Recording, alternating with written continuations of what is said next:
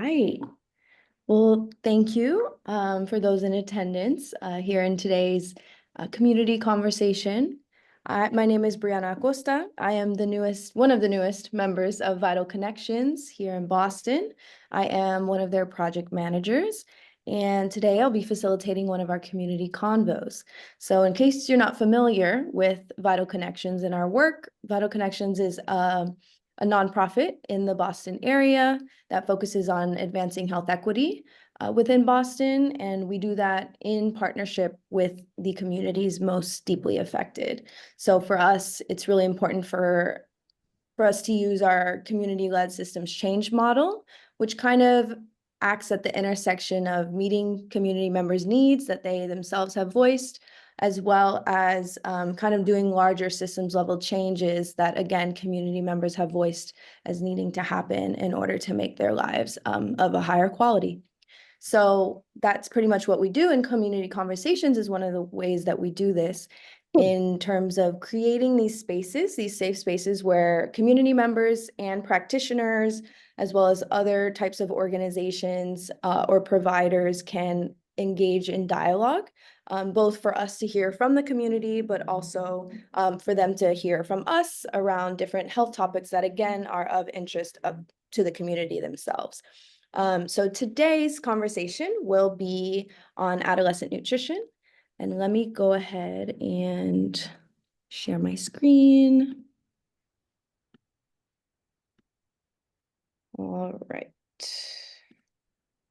Go ahead and present that. Are we all seeing that at full screen view? Perfect.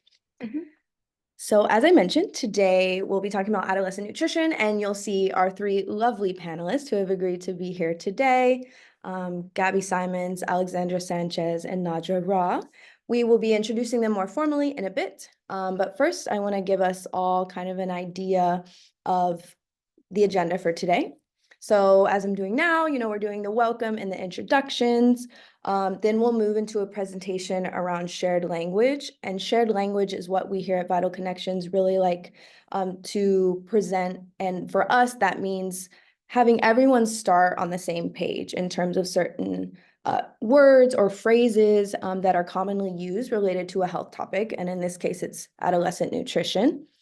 So that way, everyone, if they're not a nutritionist or if they've, never really talked about this topic in depth, they can be able to use the same terms, know what they mean, and engage in a meaningful conversation with each other as well as the panelists, of course.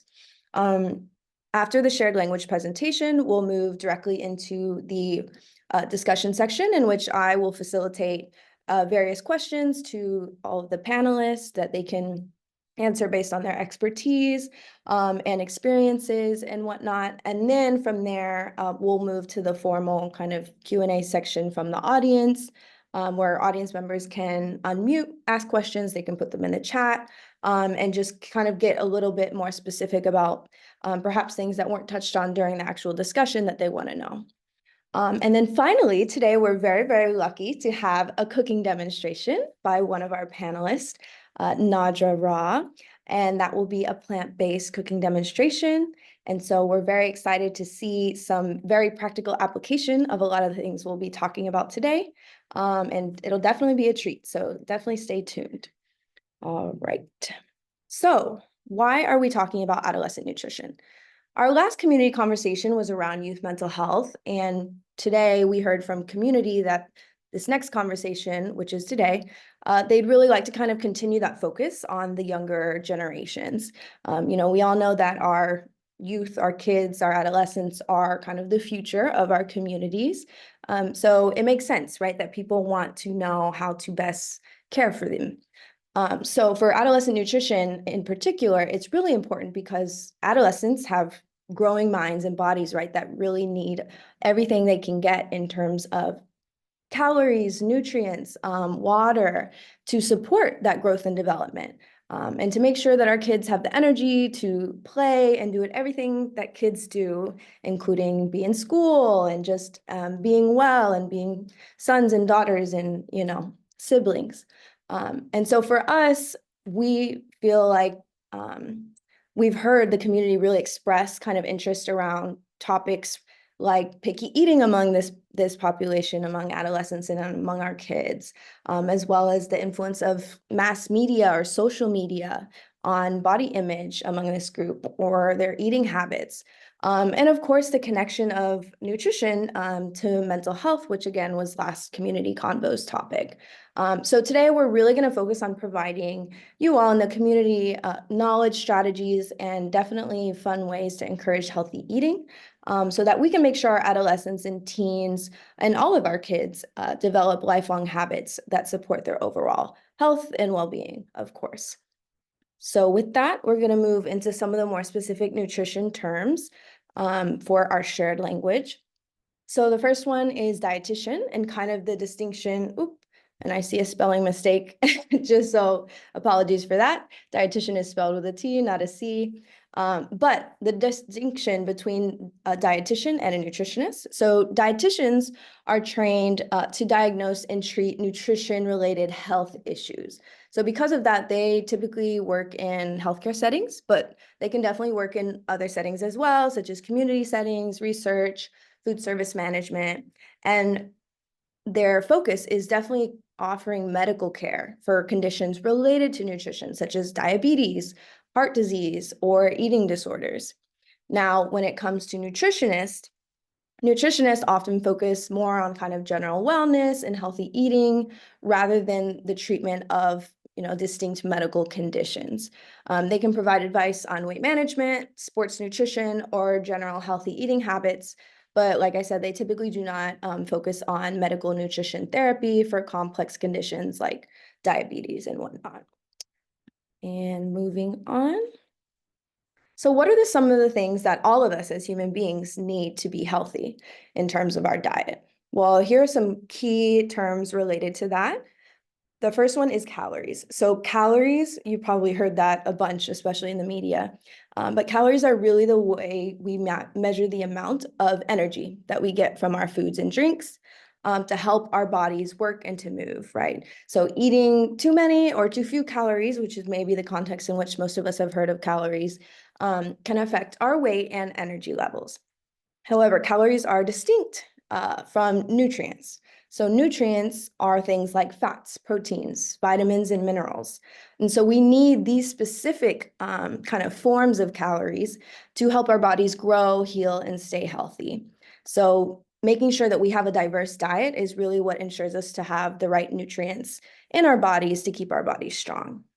And then finally, water. I feel like water may get forgotten a lot of times in terms of conversations around diet and whatnot, but water is really key for us as human beings.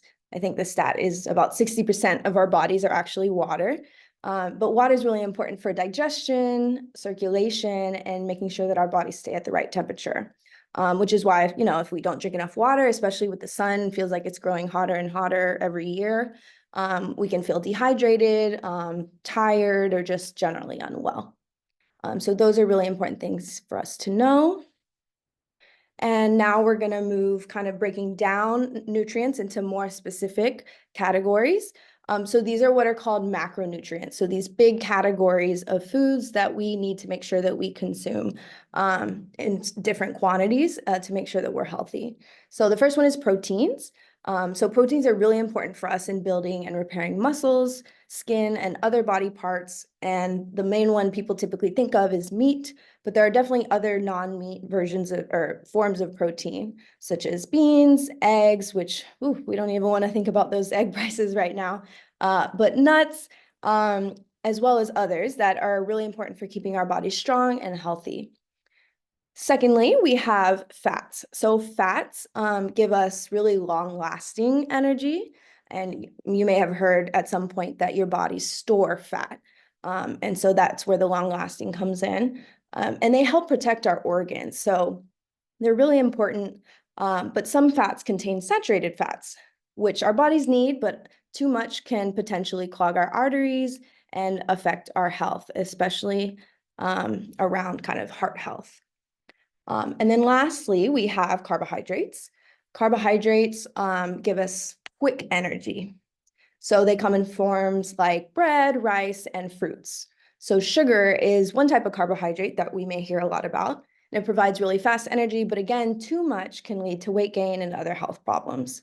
And specifically, we are calling out sugar-sweetened beverages, since that's something that I feel like is becoming more and more of an issue like in modern times.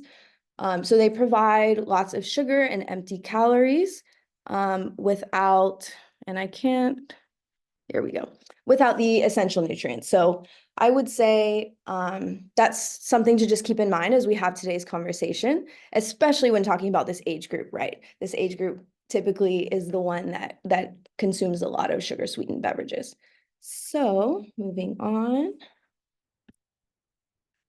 Here we go. I'm just trying to move the videos out of the way. All right. So the next category is micronutrients, which is separate from macronutrients. So micronutrients are things that we've heard of as vitamins and minerals, as well as fiber. So vitamins help keep our bodies work properly and keep us from getting sick. And different vitamins support different, aspects of our body, such as our vision, our immunity, bone strength, and many other body functions. Minerals help keep our bodies strong and working well.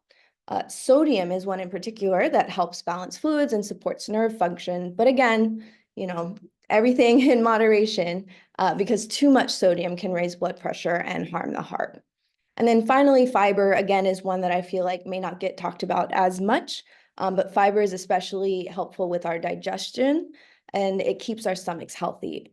It also helps prevent constipation and can lower cholesterol levels, reducing the risk of heart disease. So you can see how all of these are connected to different aspects of our health. Now, with that said, today we will be talking about common challenges related to making sure that our adolescents and our teens and just our kids in general are having healthy eating habits, have a good relationship to food, and get the nutrition that they need to grow their minds and bodies. So we'll be touching on topics like picky eating, hormones and how they can influence appetite. Like I said, the influence of media or social media on all of us, but particularly this age group, as well as feeding family on a budget, since as we all know, food prices are skyrocketing right now. And overall, we just want to make sure that the adults in our communities have ways that they feel like they can offer support and they know where to go. And then, of course, like I mentioned, our crown jewel at the end is definitely our live cooking demonstration, which we're really excited about. So let me stop sharing that. 1 second. Here we go. Okay. All right, so now we can go into our panelist introduction. So I would like to welcome our 3 panelists, as I mentioned, Gaby, Alex, and Nahdra. So we'll start first with Gaby. Gaby Simons, sorry, I said Simmons. Simons is a registered dietitian and manager of the Teaching Kitchen at Boston Medical Center. Gaby, can you tell us a little bit about kind of your why? What brought you into the nutrition space or in the space of food? And what kind of keeps you going in terms of that work, and why are you so passionate about it? Yeah, thank you for having me and for the introduction. Little anecdote that when I first went back to school to study nutrition and I was sitting down with the director of our program, I wrote dietitian with a C, and she was like, the first thing you need to know is how to spell your future profession. So I got picked up on that early on too. So my why, when I was a young person, when I was 8 years old, I lost my mother to breast cancer. And our family went through a lot of challenging times in the years that followed, directly and indirectly related to that. And I ended up restricting my eating to the point of being diagnosed with anorexia. And I had been someone who loved food. I was the one who wanted seconds and thirds, and I'm going to sit at the kitchen table forever while my sister's running off to do more fun things than eat. And so this was something that took years, decades, frankly, to heal from. And it drove me to study nutrition as a layer of my healing, and then to want to pursue it professionally, but really from the lens of nutrition, food and mental health, and food and holistic health, and food and wellness and compassion, which is really, I think, the lens that I'll speak through today in terms of what intuitive eating, which we'll talk about. But yeah, it really came from a personal place and a personal healing journey, part of which was learning to cook was actually a really big part of my healing process. And so cooking is a deep love of mine as well.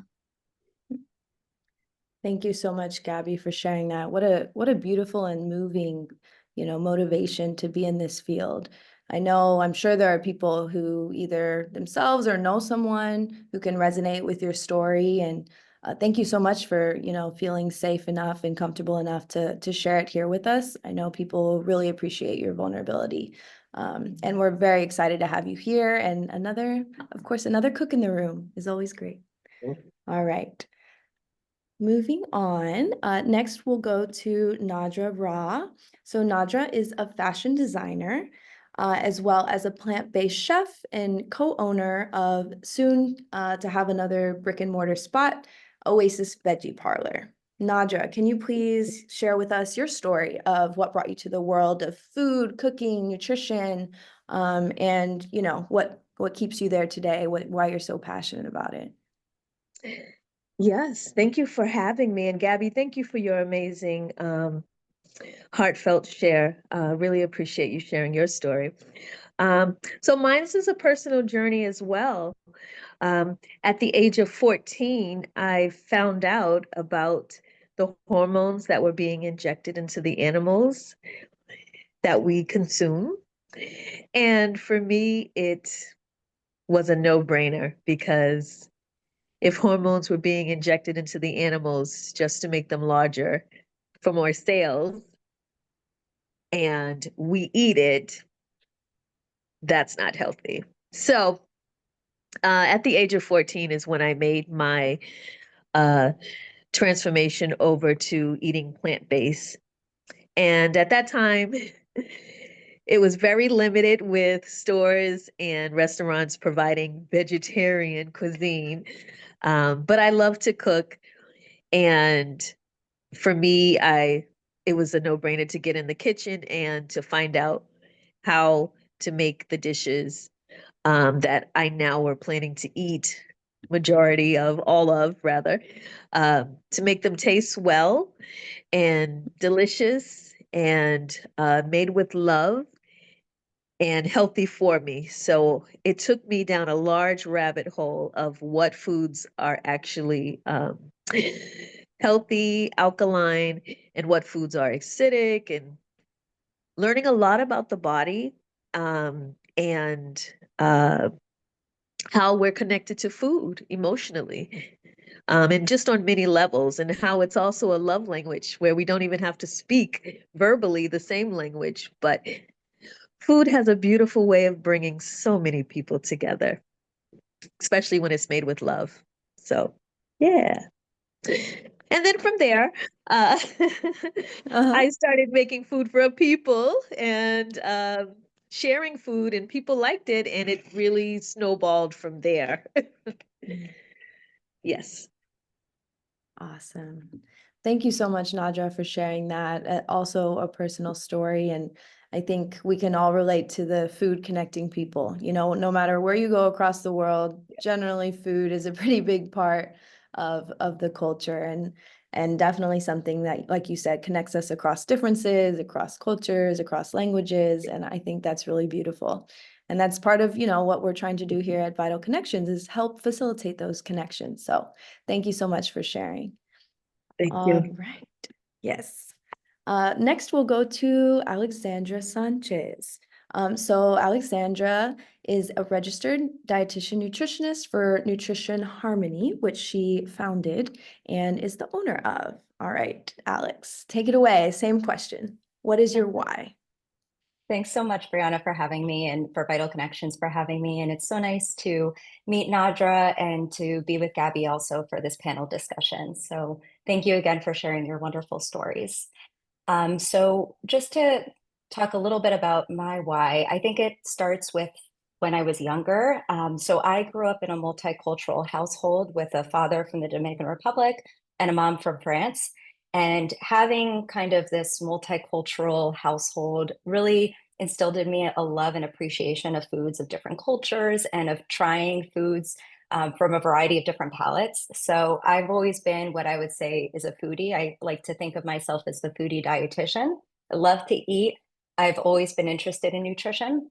And when I was 7 years old, I actually was diagnosed with type 1 diabetes. So from that age on, I always had to be more mindful about my food intake and about, physical activity, and really think about nutrition in terms of a lens for health and wellness and for keeping me stable from both a mental health perspective, but from a physical perspective too. So with that being said, when I was working with my first job, my actual first career was in the music business. So I worked in the music business initially, and I wasn't taking as good care of myself as I knew I could be. So during that time, I became more connected to nutrition, to physical activity, to the benefits of sleep and stress management. And I decided to go back to school to pursue nutrition, to really help teach other people how to feel those benefits of eating well for themselves. So my focus as a dietitian is really trying to help instill ways to make it easier for people to eat well and to find the benefits of just making small changes in terms of their eating to just experience those physical and mental health benefits. And I try to make it as accessible as possible. Like you mentioned, food connects people. So I really want to make sure to connect with others around the benefits and the joy of eating and of having access to a variety of different foods. And also from the lens that all foods can fit. Thank you so much, Alex, for sharing that. I'm sure many people can relate to your kind of bicultural, multicultural background, and I'm glad you brought out the connection between, of course, again, as Gaby did, between mental health and nutrition. Nutrition is connected to every part of our health. So I love that, and the accessibility and making sure that just because we eat different types of food in certain cultures doesn't mean they're necessarily less healthy than other types of foods. So we'll get into that a little more, but love that. All right. Thank you so much, all of you, for being here. Now we're going to start the discussion portion of our evening. So actually, we're going to start right back with you, Alex. So the first question is, how is diet connected more generally to health and wellness, and why is a healthy diet especially important for developing minds and bodies, such as, of course, those of adolescents and teens? Yeah, that is a wonderful question. And you did such a great job, first of all, explaining some of the key terms around nutrition and the benefits that it provides. So I think that's a really helpful start to this conversation. So when we think about what we eat, food and what we drink too provides nourishment. It can provide energy. And food is really fuel for our brains, for our organs in our body, our muscles. And it really helps to power us and fuel us throughout the day. Our food choices can influence our energy levels. It can influence our mood, as we're discussing. It can impact our mental and emotional well-being. And it also provides, as you mentioned, those macronutrients like protein, carbohydrates, and fat that are important for energy. It also provides those micronutrients, which are essential and are important for other functions in the body, like growth, repair, and various other bodily functions that we perform without even thinking about it throughout the day, too. Certain nutrients that we consume too, like calcium and vitamin D, are especially important for maintaining strong bones and teeth and reducing the risk of bone diseases. And additionally, a healthy diet and getting adequate protein, getting adequate nutrients can help to keep our skin healthy, which is really important during adolescence. If we think about our time during that stage, our teeth and our eyes healthy too. And then, like you mentioned too, just one last point in terms of this is it can also help to prevent and exacerbate chronic diseases. So when we think about adolescence in particular, this is really a rapid time of physical growth and development. this is an important time to really support our brains, our bones, our muscles, our organs that are just continuing to expand and growing at an exponential rate during this time. And it's also a really important time of hormonal changes and of building independence too. So because of that, a balanced diet can really help us during this time. It can help, especially as an adolescent student, in improving attention, memory, academic performance. It can help us with mood changes during this time for our adolescent teens. And then it can also help support a healthy body and help to prevent chronic diseases down the road. So eating is really an important thing for adolescents to connect to. And oftentimes when we're thinking about teens, they're so busy with extracurricular activities. There's other barriers like social influences impacting the food choices, and it can be harder to really put that focus on the health and wellness piece of eating. So true. Wow. It's kind of like, is there anything that nutrition is not connected to? Right. It sounds, it sounds very vital, as you were saying. And I think it's important what you brought up about adolescents themselves being able to connect to this, to food, to nutrition, and to the value of being able to have healthy eating habits. If nothing else, right? You said our time in adolescence was probably characterized by one too many breakouts, and it may still be. Who knows? I know I sometimes struggle with that. So I think that's a great point and something for us to keep in mind. Can you touch a little bit on how puberty specifically, and the process of going through puberty and those hormones, can kind of do the reverse and impact our hunger and eating habits as well? So it's kind of not just one-way relationship, but also the other way. And as well, if you could mention anything that parents could do to support their kids kind of around those changes, that would be great. Yeah, sure. So when we're thinking about puberty, there's again going to be a lot of hormonal changes happening. Like there's going to be an increase in growth hormone. There's going to be an increase in gonadotropins. I think I'm pronouncing that correctly. Gaby, correct me if I'm wrong. And then also some changes in other hormones that affect estrogen levels and our lutein hormonizing levels in our bodies, and all these different hormones that basically affect growth in different ways, the production of, for women, breasts, also the start of the menstrual cycle for women is a big part that's going to affect nutrition. So in terms of that, there's a lot more of an increase in nutrient needs for this population. For example, for adolescent teens that are females, they're going to be, first of all, going through this period of growth between the ages of 10 to 14, usually earlier than adolescent males. And during that time, there's going to be an increase in protein. There's going to be an increase in iron, especially when they start their menstrual cycle. There's going to be an increase in other nutrients too, like vitamin B12 and calcium, and just trying to make sure that they're getting enough of those nutrients when they're not able perhaps to eat as much, having enough time to eat during the school day, or maybe doing extracurricular activities that get in the way of meal times with their family.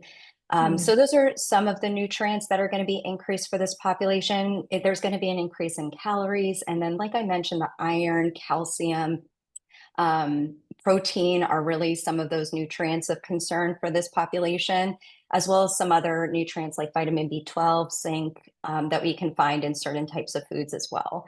So in terms of supporting kids during this time, I think the best thing to think about is how can we make foods that are going to be providing these nutrients as accessible as possible. So that might mean, for example, having healthy snacks already prepped, ready to go for kids to just grab in the fridge, or for teens to just grab in the fridge. It might mean trying to have a family meal together more frequently throughout the week if possible, or prepping some meals for your teens to bring with them on the go if they're going to be out of the house doing extracurricular activities, and just helping to support them as much as possible in learning the benefits of eating and making it enjoyable again and easy to access.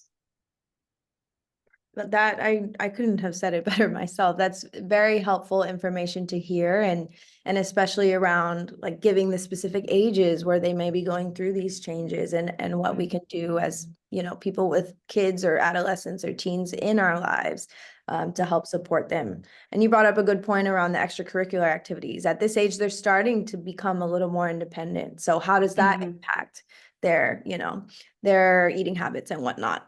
Thank you so much, Alex, for all of that great information. Next, we will actually go to Gaby. If you have anything kind of extra to add around kind of what makes up a healthy, well-balanced diet, and specifically for this age group, kind of anything to keep in mind. I know Alex talked about maybe girls and kind of their struggles, especially around starting their menstrual cycle and things like that. Maybe we could talk about boys in that respect, or whatever you feel the need to add. Well, I love what Alex said. It was really comprehensive and really well said. And so I'll just pick up on some of Alex's talking points. I think the piece about remembering to eat, planning in eating occasions, taking food with them is a way that parents can support from the sidelines, while sort of preserving and promoting the autonomy of their children, who will be out and about and feeding themselves. But think about us at that age. It's just, social concerns, academic concerns, whatnot can absolutely take over. Making someone maybe forget to eat until they get home from the end of the day and then being famished. And as piggybacking off of that, not eating enough, whether that's because of intentional restriction or forgetting, can really exacerbate some mental health symptoms like anxiety, irritability, low motivation, low concentration. And so that could be a talking point for a parent to say to their kid, what are some snacks you might like and enjoy to eat during the day that can support your energy? And I can talk a little about balanced snacks, but because it can actually help you do better in school. It can actually help you feel less anxious. It can actually help you do better in your sport. Finding points of connection that make nutrition relevant to someone of that age, I think, is a way to make someone care. Awesome. Thank you so much, Gaby. Yes, that was great advice. How to make this age group care about it, because when I was growing up, all I remember is the plate, right? That's it. That's all we kind of knew about nutrition, or that we learned in school. Never did I think that it was connected to anxiety or depression or, concentration in school. So I think that's great point for parents and other people with kids in their lives to know, as well as the kids themselves. I think that would definitely help them care a little bit more. So thank you. And if I could just quickly say the plate, because I did want to say, the My Plate, it's kind of boring. I know, like, it's what you see in doctors' offices, but it's a really good tool. And it's a really valuable visual reminder of the food groups. Alex talked a lot about nutrients that, for someone who's not a professional in this field or thinking about this all the time, it can be hard to remember, like, what all do you have to include? And the purpose of the plate is a visual representation of how you construct a meal, getting a variety of food groups so that you hit those nutrient requirements, so that you don't have to know, I need this many milligrams of iron every day, right? So the plate can be helpful, and the myplate.gov website has some good recipes on it. So I don't work for them.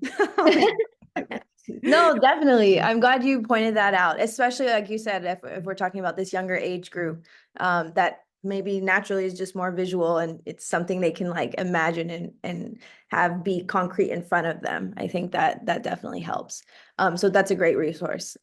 Did I see you raise your hand? Yes. Go ahead. That was a quick hand raise. I just wanted to say just one last thing on this topic. I know we probably need to move on, but I think one thing, unfortunately, for our adolescents is that there's not that much nutrition education provided in schools.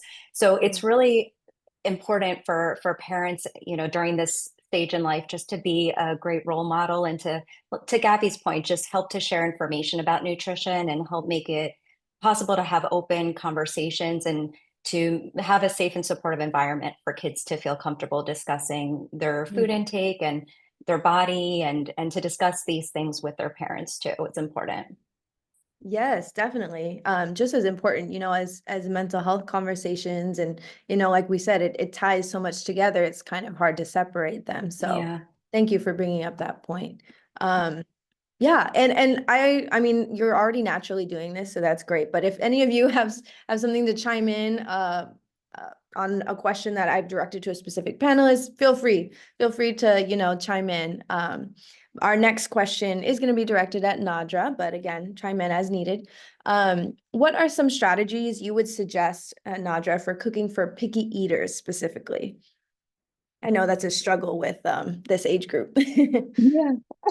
Yes, it can be super challenging.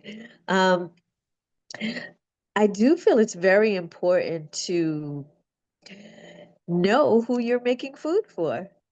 So, what what what that means is if your child or whatever adolescent that you're cooking for, if you know they are in love with pizza, then maybe find a twist where it is pizza-like, but you're exploring new ways to make sure that you get those healthy nutrients in, maybe with some spinach or some kale or mushrooms or different things that you can add, but still having the pizza essence. For example, meaning maybe it's a small tortilla, like a whole grain tortilla, and then you're still using tomato sauce. Maybe you make the tomato sauce.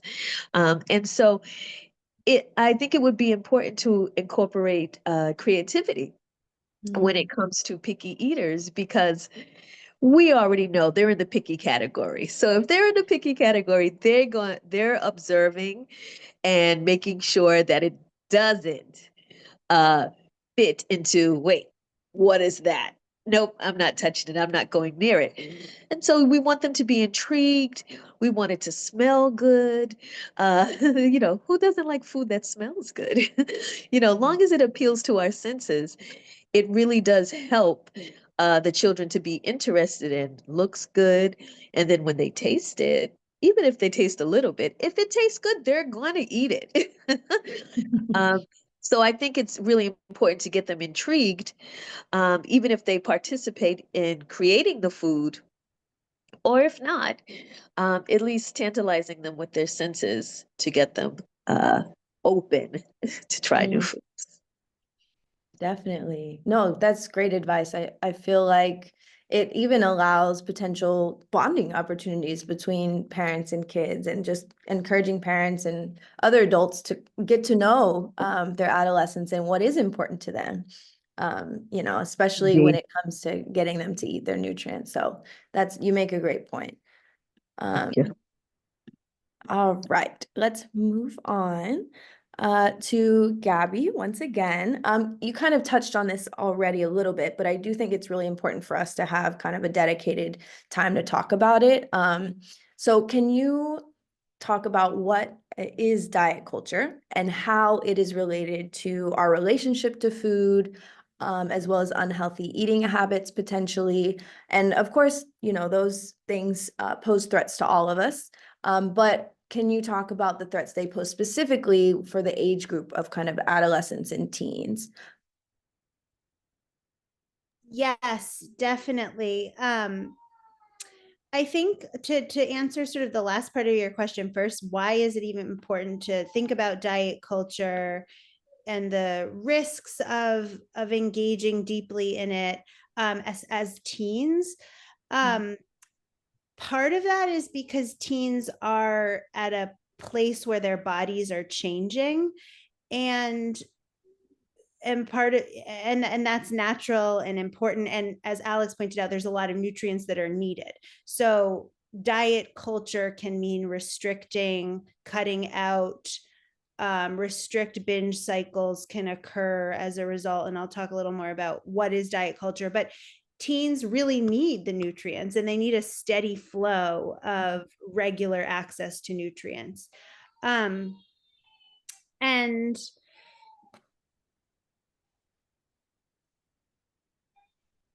I also think it's really important to point out for our teens, because teens are at a place where they're exploring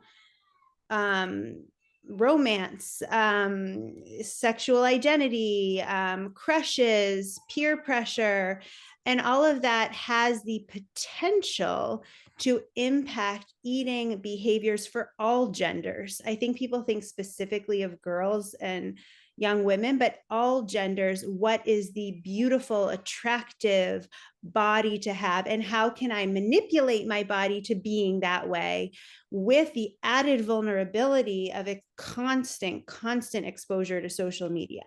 So it's kind of a perfect storm for, you know, being everybody's exposed to diet culture. You cannot escape it.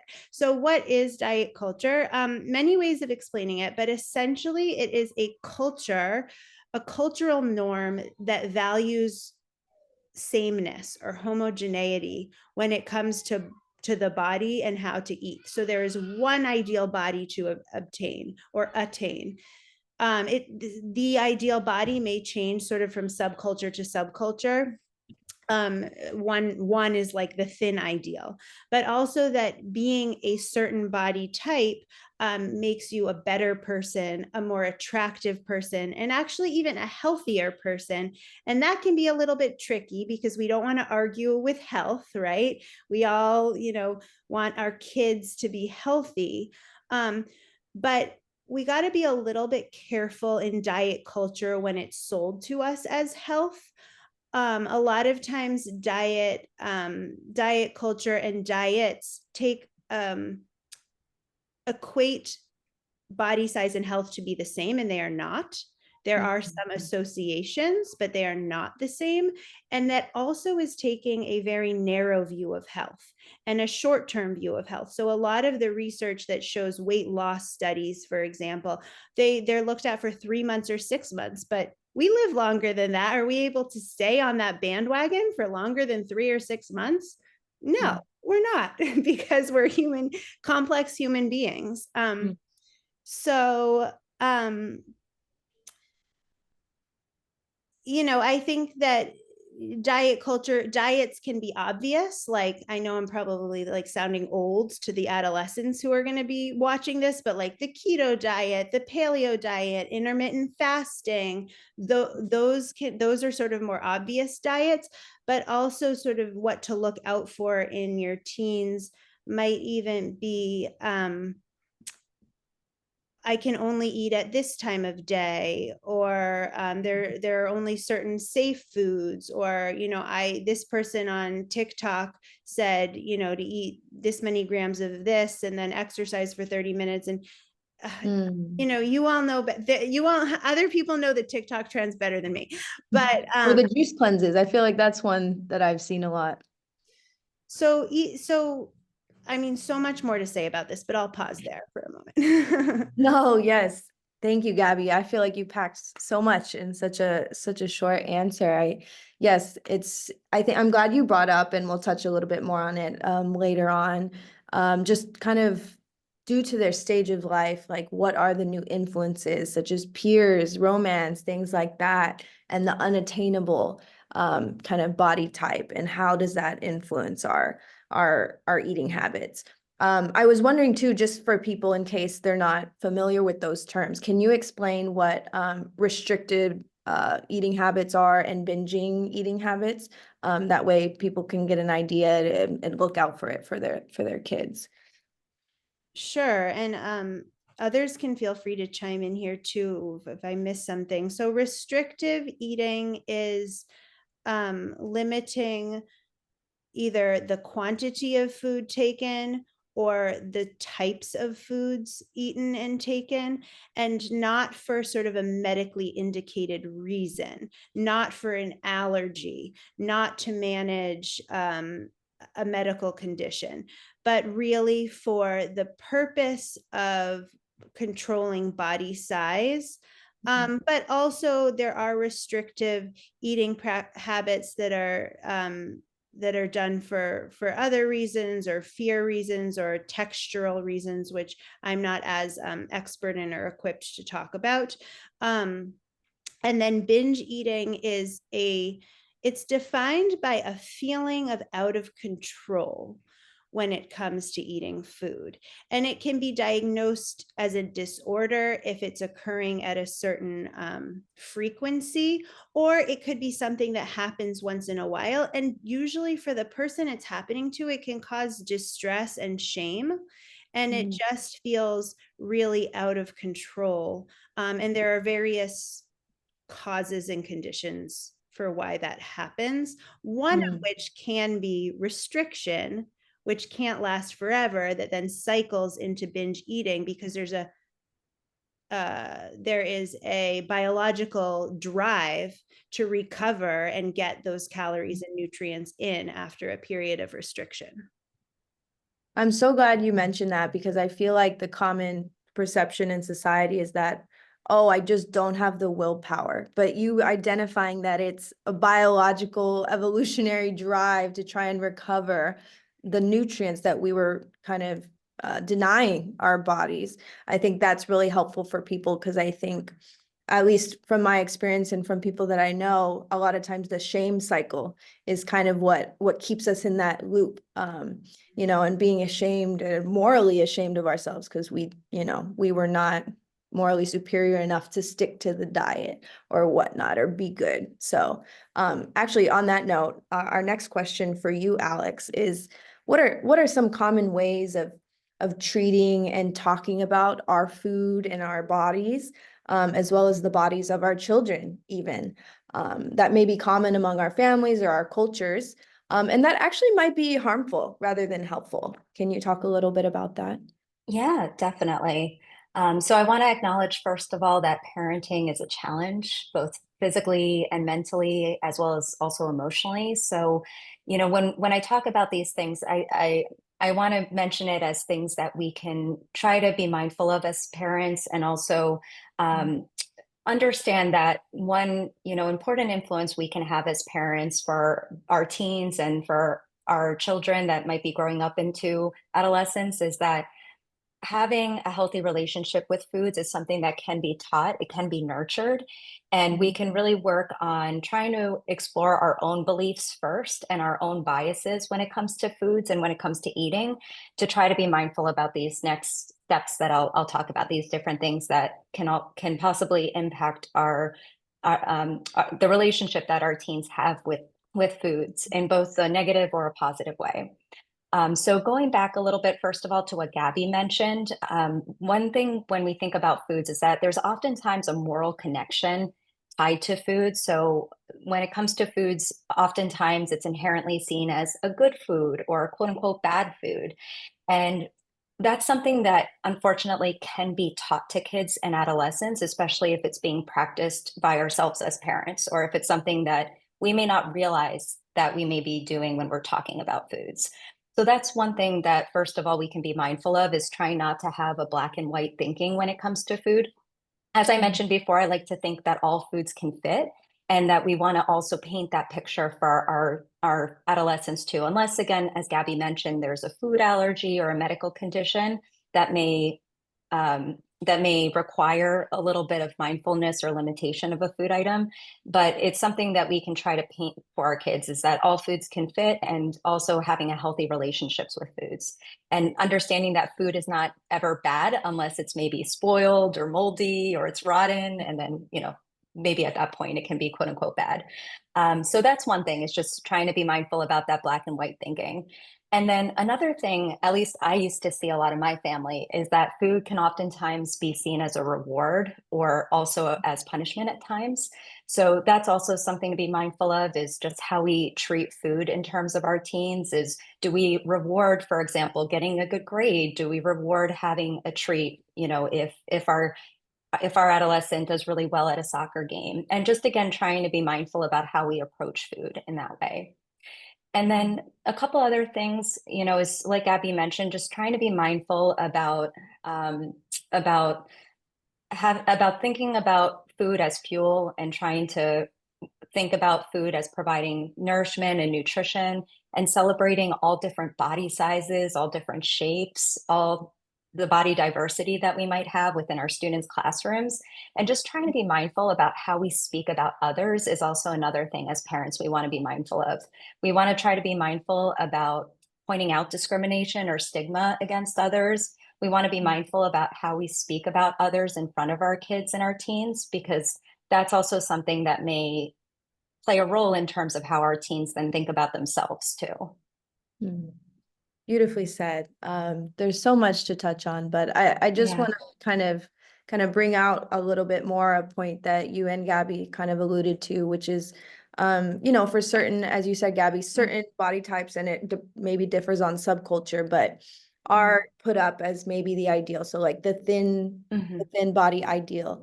We have to think about how that intersects with racism, right? That originally comes from a Eurocentric, white-centered way of thinking, because white people tended to be more thin, and that was seen as the standard of beauty. So just making us kind of question or interrogate, like, where do these standards come from, and how can we really embrace who we are as we are, and how does that help our relationship to food and our diet and our overall wellness? Again, the connection to mental health, I think, is extremely important, and you both spoke on it so beautifully.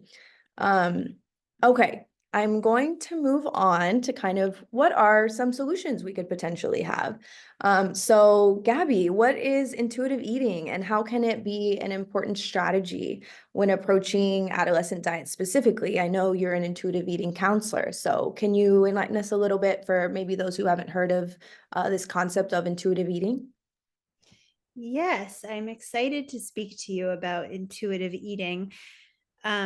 So intuitive eating is I like this definition. It is a compassionate self-care eating framework that is rooted in dignity and respect for all bodies. And so that definition comes from two dietitians created this framework, not out of thin air, but out of a lot of research on the topic. They created the framework of intuitive eating. And so it's not anything really novel in the sense that we all have inside of us an intuitive eater. We, as babies and children, have this innate ability to know that we're hungry and know that we're not hungry, and know which foods we enjoy and which we do not. So that is within us. It is our birthright, and it becomes clouded by all the things that we're talking about, the influence of social media and culture and family, maybe well-meaning, but it does take us away from this natural ability. So intuitive eating it can be a helpful tool because it outlines 10 different steps, or that you don't have to go in order, but there are 10 different principles. And these principles range from recognizing your hunger and your fullness and honoring both, to coping with emotions, especially strong and challenging emotions, in ways that are not necessarily eating. And that's a huge life skill at any age, but in adolescence, learning to manage emotions and identify them, huge. To moving the body and physical activity, to honoring satisfaction, pleasure, and joy, to nutrition. So how people can learn about this is there's a book called Intuitive Eating, and there's also a workbook called the Intuitive Eating Workbook for Adolescents. And there's some really great journaling prompts in there. I think, Alex spoke about the importance of creating a safe space where our teens can talk to us. I think things like body image shame, binge eating shame, that can be really hard for someone to talk about. And so something like intuitive eating or a workbook could be almost like a little tool to help start a conversation around, how do you feel with food? How do you feel in your body? And do it from a place of non-judgment and support. I love that. Yeah, it sounds like it's all about strengthening that mind-body connection and mind-body spirit even, with your emotions, everything is connected, both literally, physiologically, but also, in a metaphorical sense. And I think that's important for us to recognize, especially great, as you said, for kids to learn at a younger age, because they can take that with them. I think a lot of times we kind of are on autopilot, maybe. Our society tells us more is better, no matter what, no matter what, so we just consume or whatever's in front of us. And I know growing up, some of my family members would tell their kids, you have to finish everything on your plate, even if you're full. So, that's just kind of some of those small ways that mentality can kind of slide into our lives or the way that we operate. And I think it's good for us to kind of just stop, take a step back and think, am I really full? Am I still hungry? Things like that. So thank you for bringing all of that up. And kind of, I think different cultures may approach that differently, which actually goes into my next question for Nahdra. Can you talk a little bit about how we can maintain a healthy diet and healthy relationship to food while still embracing our cultural foods that our families may enjoy? I know we're gonna wrap up kind of soon, but I did want to make sure we touch on that point because I know so many of our families that will be watching this probably have one or multiple cultures that have certain foods that may not be mainstream here in this country. So yeah, take it away. Thank you. And thank you for everyone who shared prior, because it's such an important subject. In particular, I'm Ethiopian, so I'm East African, and I grew up here in Boston, having cultural foods that are traditional Ethiopian foods as well as American food, and combining them is basically how I grew up eating. And when I chose to become plant-based, I did choose learning how to make the traditional Ethiopian dishes that were vegetarian, that were all plant-based, and incorporate with learning new dishes. One of the beautiful things about growing up in Boston is that there's so many people from so many different places. So even if you didn't have a home with family from different places or different countries or islands, just being here in Boston, you are bound to meet someone from somewhere else. And so it became a wonderful melting pot for me in particular. One of my closest friends growing up was Cape Verdean, and the other one was from Puerto Rico. And then just growing in Boston. So with that being said, I think it's important that we do keep our cultural dishes, and knowing that those dishes, they hold weight, they hold love, energy, and tradition. And perhaps taking some of those dishes and adding new dishes with them. And so you can have an international plate, or you can have a fridge full of a variety of foods, with just keeping in mind that we want to make sure that we get our nutrients and our vitamins. And sometimes when we have them, the dishes accessible, we can prep them ahead of time, have them accessible, and have a variety of foods that we can go to and grab to. So it's not so daunting to make it during the week or every single day, cooking every single day, because I have 5 children. And so I know it's not easy. But once they got involved with prepping some of the dishes, when they had time, of course, but we mostly did it on Sundays. So we had an actual day where we would do some prepping or cooking together, and really inspiring our children to want to eat healthy, still keeping that traditional, because it definitely holds a gold bond within the family, within the lineage, and maybe incorporating some of the other dishes that they like, could be veggie burgers or something like that. But I do think it's important to find that common ground where they have some say so as well, and they feel connected to it and want to eat healthier. So true. You touched on so many important points. The intergenerational passing down of knowledge, that maintenance of culture, that's such a big part of so many of our families, ways that we approach food. I think that's amazing. And then, like you said, allowing them to have a say. This age group, they're trying to become independent. There's that struggle for power a little bit. And being able to kind of maybe meet them halfway and have them have a say and participate together in something.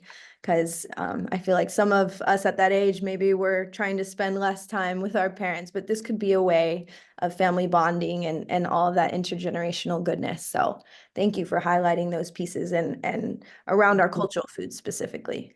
That was so great. All right. We did have, let's see if we have any just audience questions right now, and then we'll go ahead and move into our cooking demonstration. I do want to make sure you have enough time for that, Nahdra.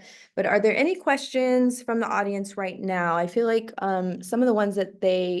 most of the ones that they kind of submitted beforehand, different registrants, I feel like we touched on them. It was all pretty comprehensive. But anyone here, feel free to unmute or put in the chat any questions. And while we're waiting for that, I'll just do my apologies, y'all. The room I'm in has an automatic light turn offer. So yeah, I'm gonna go turn it on in a second. But one thing I will say is any quick strategies from all of you around just budgeting, because we know food prices are skyrocketing and it's just crazy out there. So any quick tips around kind of trying to make a meal for a family or for adolescents on a budget?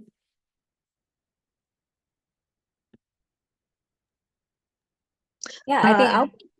Oh, No, it's okay. Go ahead, Nahdra. Well, I was just going to say, thank you. I was just going to say, meal prepping can really help. Yes, of course, we know, and it's fast-paced moving around.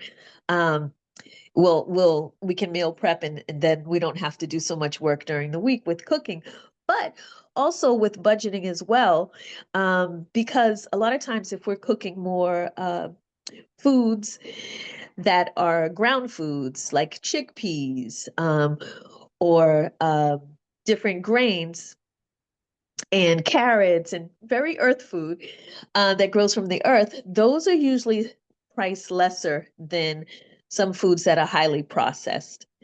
And of course, highly processed, sometimes it tastes really well and it goes in quick and we can cook it quick. But they usually cost more and they're usually more on the less healthy side. So I would say working with more ground foods and just being conscious of buying things in bulk, and then you can separate them and it can last usually a lot longer versus quick grabs to the grocery store. Yeah. Great. Go ahead, Alex. I just wanted to add to Nadra's point, there are some foods that there are some more budget-friendly options for. So when it comes to fruits and vegetables, frozen fruits and vegetables are a perfectly healthy alternative. A lot of people are worried that they may not be as nutritious, but they can actually be even more nutritious than fruits or vegetables that are not in season at that particular point, because they're picked at their peak ripeness and then frozen at that time. So they can be a really nice option just to keep in your fridge or in your freezer. And then when it comes to proteins, as Nahdra said, trying to think about other sources of protein can be really helpful. So plant proteins are a really nice budget-friendly option, like beans, legumes, also things like soy and tofu, which maybe many people participating may not have tried before, but is a really wonderful source of protein as well. So just trying to think about those options, trying to be open to those different options at the grocery store, and just trying them can be a really helpful way to save some money at the grocery store. And also just going with a grocery list is really helpful. I like to make my grocery list in order of the departments I go to in the grocery store, and it's a really nice way to avoid any impulse purchases when you're at the store itself. Yes, and don't go when you're hungry. I have made that mistake. Don't go when you're hungry too. For sure. Gabby, anything else you want to add at the very end? Sure. Lastly, I'll just say if you know that you or your teens do want to go for some fun foods, on a regular, semi-regular basis, snacks, whatever, buy those rather than having them buy it at 7-Eleven or Dunkin' or whatnot. It's more expensive. So don't feel like everything in your house has to be super nutritious. If you're going to end up buying it, spend less money on it. That's a great tip. I have not heard that one. That is definitely a really good point. Think about practicality. Will I end up buying this anyway? Yes, and in terms of protein options, anything but eggs right now that's the that's the recommendation. All right, Nahdra, I believe she's probably going to prep right now, but if you're ready, we're gonna go ahead and move into our cooking demonstration, and we're very excited to see what you have for us today. So can you let us know what we will be watching you cook? Alrighty, so, and thank you guys. I'm happy to be doing a cooking demo for you. We are going to make a protein bowl, and we are going to start with couscous. We're going to make a Mediterranean style couscous, and I can show you here. I will flip my camera. Let me just get the other side. I'm so tech savvy, you guys. It's okay, I'm the same way. Okay. We have here a container of couscous, and I put just 1 cup, but of course, depending on how many you're feeding, you can put it in a jar or you can actually put it in a pot on a stove, but for quick purposes, I'm just putting it in the jar. And here we have sea salt, garlic powder, onion powder, and a little bit of cumin. And we're just going to add that in and shake it around. You don't even have to use a spoon because it's dry. If you just give it a good shake, it will mix around well. And I'm grabbing some olive oil and just giving a little bit of olive oil in it. And the cool thing about couscous is once it gets wet, it starts to actually expand right away. So we're going to add hot water to it. And I'm just going to give it a quick pour. Again, you can do this on your stove, or you can do it. Here comes the hot water. There we go. I You love can your do hot water this. container. It's beautiful. Oh, thank you. Beautiful. Thank you so much.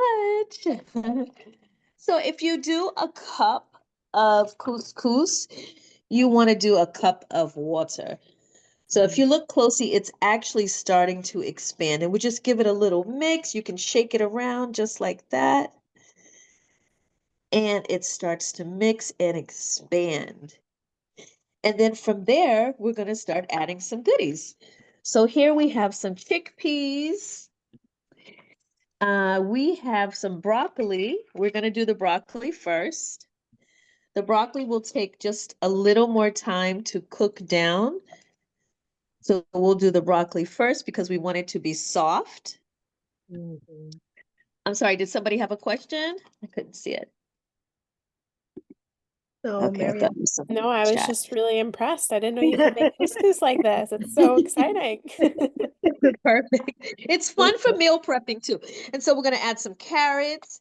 Carrots are firm, so I'm going to add those next.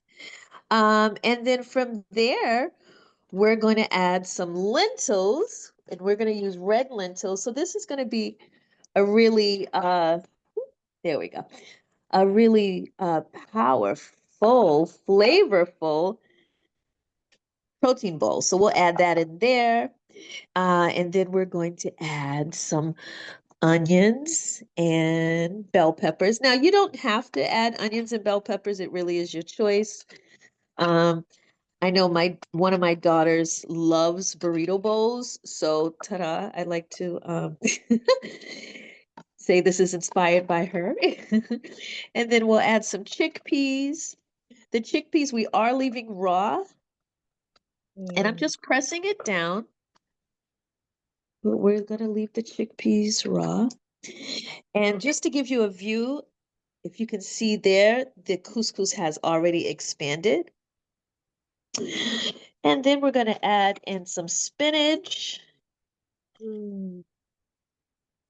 And some tomatoes.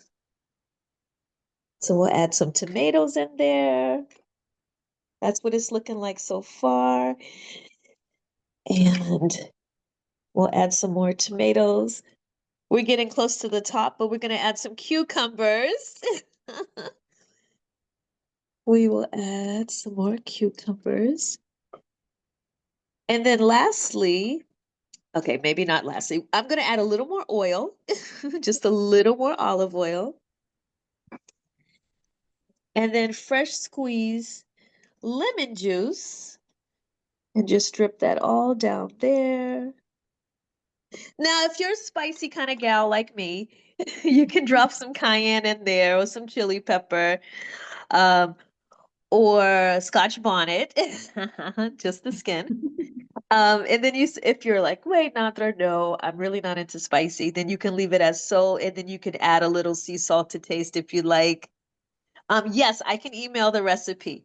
Actually, I did email the recipe, but I'll email it to Yes. you, Rosie. Oh, okay, So, sorry. I was just so into it instead of writing it down. I'm like, Oh, oh, no, don't worry, don't worry. everyone. It will be sending it out in the recap. That will be one of our resources. So don't worry. Yes, yes.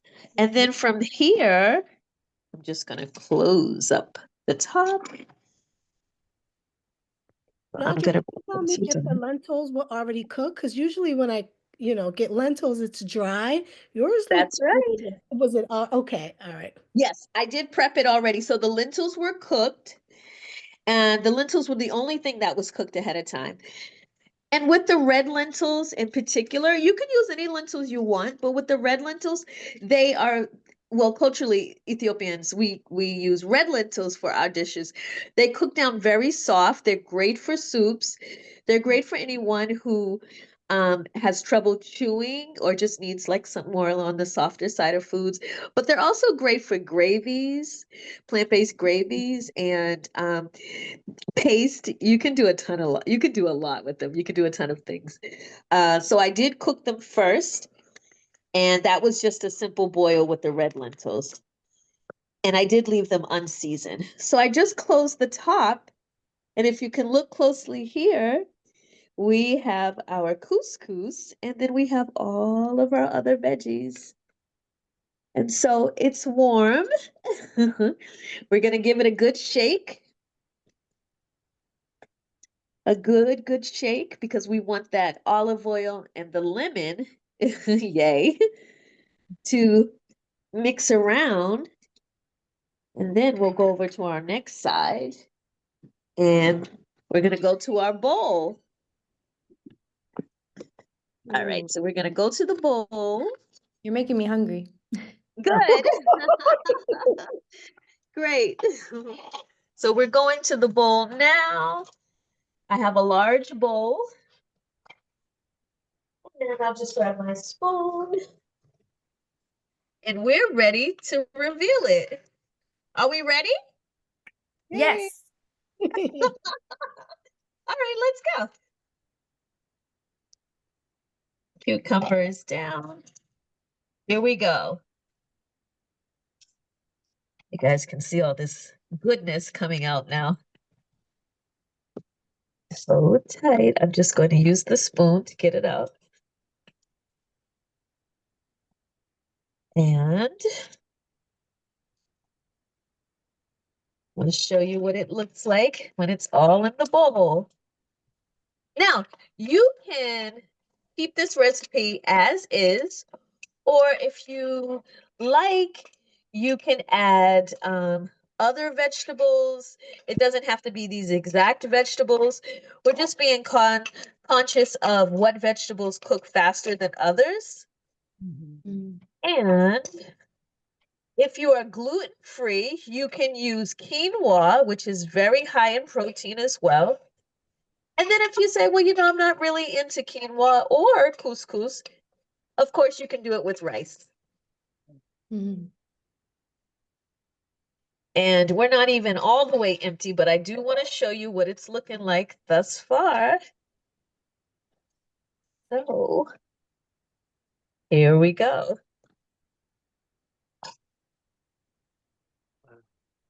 That looks so good.